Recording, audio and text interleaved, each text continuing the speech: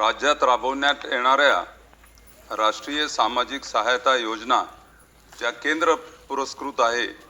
जसे की इंदिरा गांधी राष्ट्रीय वृद्धापकाळ पेन्शन योजना, इंदिरा गांधी राष्ट्रीय विधवा पेन्शन योजना आणि इंदिरा गांधी राष्ट्रीय दिव्यांग पेन्शन योजना, या योजनांमध्ये जे लाभार्थी आहे यातल्या अनेक लाभार्थ्यांना गेल्या 15-16 महिन्यापासून पैसे मिळत नाहीये।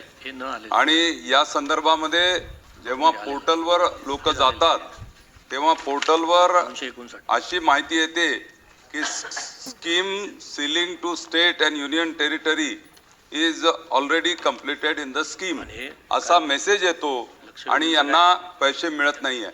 या संदर्भामध्ये सभापती महोदय, या संदर्भामध्ये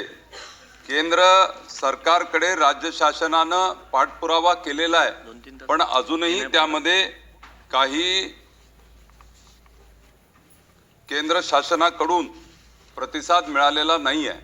आणि म्हणून या संदर्भामध्ये हे जे लाभार्थी आहेत सभापती महोदय, हे अतिशय गरीब लाभार्थी आहेत आणि या लाभार्थ्यांना